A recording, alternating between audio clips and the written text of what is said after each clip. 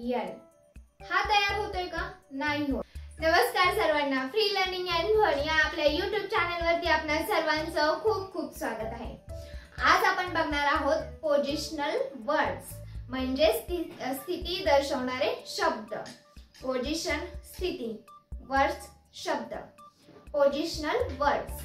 तर त्यामध्ये पहिल्यांदा आपण घेणार आहोत इन। इन इन म्हणजे काय?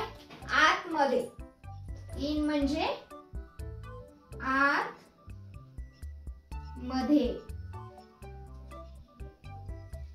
तुम्हाला दाखवते एक ड्रॉइंग काढून।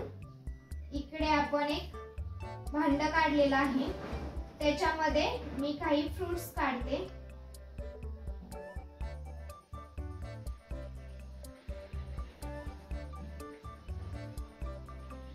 तुम्हाला दिसत असेल हे फ्रुट्स कुठे आहेत?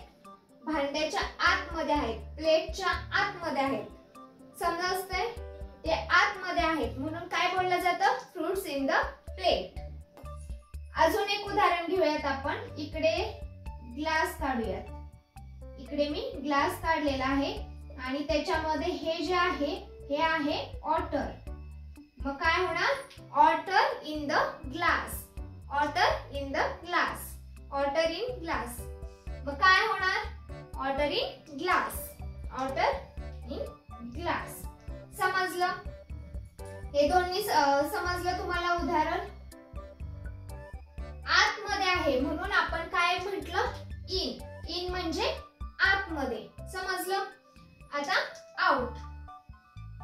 इनचंच अपोजिट वर्ड आहे out. O U T, out. Out म्हणजे काय? बाहेर। अपोजिट मी तुम्हाला बोलले होते, अपोजिट म्हणजे काय असतं? विरुद्ध। आउट म्हणजे काय? बाहेर।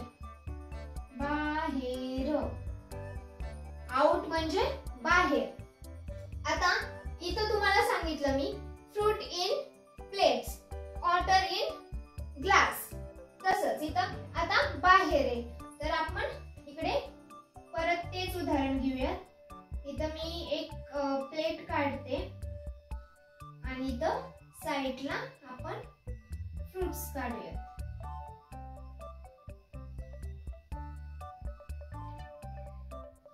हे काही फ्रुट्स आहेत, ते कुठे आहेत? साइडला आहेत। प्लेट्स मध्ये आहेत का? नाही। Fruits out of the plate. Fruits out of plate. तसंच अजून एक उदाहरण घेऊयात। इकडे आपण काढूयात बॅग। ही आहे स्कूल बॅग। स्कूल बॅग आहे ही। साइडला काढूयात बुक। हे काय? बुक्स। तर समजून जा, हे बुक्स आहे। आपलं काय ड्रॉइंग एवढं चांगलं नाहीये, तर मला सांगायचंय काय? हे कुठं आहे? बॅगेत नाही। आपण मगाशी काय बोललेलो? इन। इन म्हटलं की बुक्स इन बॅग। तसं आता हे बाहेर आहे, मग books out of the bag. Books out of bag. तर इथं बुक्स कुठं आहे? बाहेर आहे, मग काय होणार? Books out of bag. Books out of bag. म्हणजेच तुम्हाला समजलं का की आउट म्हणजे बाहेर आणि इन म्हणजे आत। तुम्हाला कधी कधी सर पनिशमेंट देत असतील, देतात ना? बोलतात का you go out of class? बोलतात ना? बाहेर काढणे त्यालाच म्हणतात आउट। आणि तुम्ही खेळ खेळता ग्रुपनी, गट करून, त्यावेळेस एखादा आउट होतो की सहज तुम्ही बोलून जाता ए आउट आउट आउट। त्याचाच अर्थ बाहेर। तो बाहेर काढला जातो की नाही? त्याचा अर्थ बाहेर। समजलं? आता इथं आपण समजून घेतलं इन म्हणजे आतमध्ये, आउट म्हणजे बाहेर। Up, U P up. Up म्हणजे वर।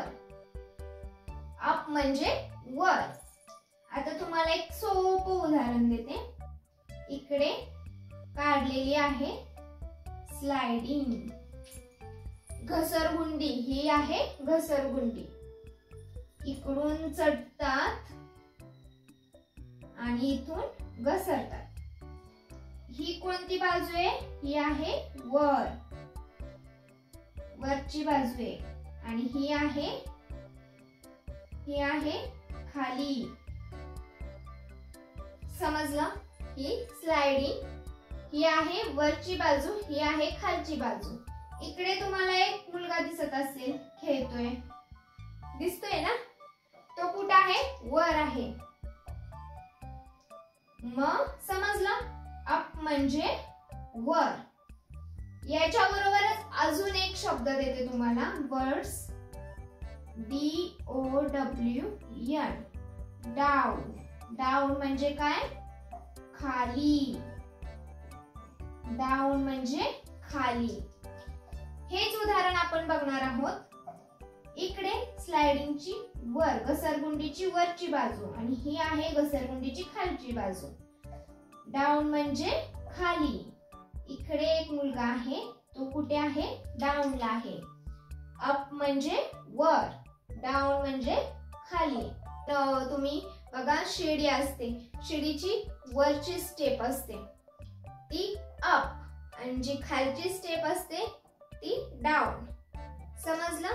वरची असते ती अप, खालची असते ती डाऊन. आपण बिल्डिंग बघतो, सगळ्यात वरचा मजला असतो तो अप, वरचा, आणि जो डाऊनला असतो, खाली असतो, तो खालच्या मजल्याला डाऊन म्हणतात. असे बरेच उदाहरण आहेत. तुम्ही काय करा, आता ऑब्झर्व करा, हळूहळू समजत जाणार. समजलं? हे अप म्हणजे वर आणि डाऊन म्हणजे खाली. आता पुढचं घेऊयात आपण. ON, on. ऑन म्हणजे वर, ऑन म्हणजे वर. आता इथे मी टेबल काढते. टेबलचे 3च पाय दिसतात समोरून बघितल्यावर, त्याच्यामुळे 3च काढले. आणि त्याच्यावरती आपण काढू एक ball.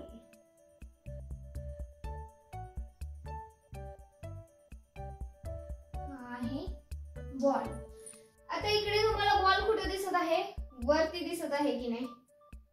Ball on table, ball on the table.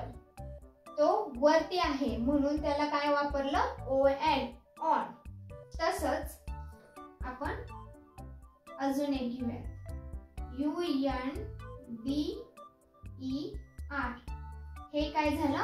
Under. Under म्हणजे खाली, च्या खाली. कोणत्याही, आता इथे तुम्ही डाऊन वापरू शकत नाही, कोणत्या तरी गोष्टीच्या खाली असते म्हणून त्याला अंडर म्हटलं जातं. च्या खाली, कशाच्या तरी खाली, च्या खाली, अंडर. अगदीच जेव्हा तुम्ही एखादा मॉनिटर असतो आपल्या क्लास मधला, सेक्रेटरी, त्याच्याही हाताखाली कोणीतरी असतं, तोही इतरांना सांगत असतो. मग अंडर सेक्रेटरी असं बोललं जातं की नाही? बोलतात की नाही? तसंच अंडर म्हणजे च्या खाली. आता असंच उदाहरण घेऊयात. हे काय? ऑन म्हणजे वर. हा बॉल टेबल वर आहे म्हणून आपण तिथं ऑन लिहिलेला आहे. आता इकडे मी अजून एक टेबल काढते. इकडे आपण अजून एक टेबल काढलेला आहे. आणि आता बॉल काढूयात आपण खाली. खाली आहे पण कुठे? टेबलच्या खाली आहे. कुठे आहे बॉल? टेबलच्या खाली. मग काय झालं? Ball under the table, ball under the table. म्हणजे आपण इकडे बॉलची पोझिशन बघतोय. इकडे काय? टेबलच्या वर आहे म्हणून ऑन, आणि इकडे टेबलच्या खाली आहे म्हणून अंडर. समजलं? आता पुढचं RIGHT, राईट. राईट म्हणजे उजवीकडे किंवा उजवी बाजू किंवा उजवा असं बोललं जातं. आणि त्याबरोबरच लेफ्ट. लेफ्ट म्हणजे डावीकडे किंवा डाव्या बाजूला किंवा डावा. समजलं? आता हे मी तुम्हाला हातावर सांगते एकदम सोप्या पद्धतीने, तुमच्या लगेच लक्षात राहील असं. राईट. राईट म्हणजे उजवीकडे आणि लेफ्ट. लेफ्ट म्हणजे डावीकडे. आपण पहिल्यांदा लेफ्ट बघूयात. आपला हात घ्यायचा. हा हात घेतलेला मी आहे आणि हा हात आहे. तुम्ही यल शिकलेला आहे, कॅपिटल यल दिसतोय हात. याचा यल तयार होतोय की नाही? यल. हा तयार होतोय का? नाही होत. हा उलटा आहे. आपण लिहिताना असा लिहितो की नाही? असा. L. L means left. L for left. L for left. समजलं? हा उलटा झाला. हा नाही ना होणार, आपण असा लिहितोच नाही. मग हा जर लेफ्ट असेल, एल फॉर लेफ्ट, हा जर लेफ्ट असेल तर साहजिकच हा राईट असणार. मग आता तुमच्या हाताचं करून बघा. कुठेही कुठलीही पोझिशन तुम्ही कुठेही तोंड केलं तरी ही जी हा जे सूत्र आहे हे जे लक्षात ठेवायचं खूप, म्हणजे अगदी तुम्ही कधीच विसरणार नाही. झोपेत सुद्धा तुम्हाला सांगितलं लेफ्ट हँड सांग तरी तुम्हाला आठवेल. हा एल बरोबर, हा लेफ्ट हँड आहे म्हटल्यावरती हा राईट हँड. समजलं? तर लक्षात राहील. राईट म्हणजे उजवीकडे आणि लेफ्ट म्हणजे डावीकडे. आता हा जर एल लेफ्ट आहे, डावीकडे आहे, तर साहजिकच ही डावी बाजू आणि ही राईट आहे तर ही राईट साइड म्हणजेच उजवी बाजू. समजलं? एकदम सोप्या पद्धतीने आपण काही पोझिशन वर्ड्स बघितले आहेत जे आपल्याला स्थिती दर्शवतात. तर आवडला असेल व्हिडिओ तर नक्की लाईक करा आणि कोणी नवीन असेल तर साहजिकच सबस्क्राईब करून जा. धन्यवाद. भेटू पुढल्या व्हिडिओमध्ये.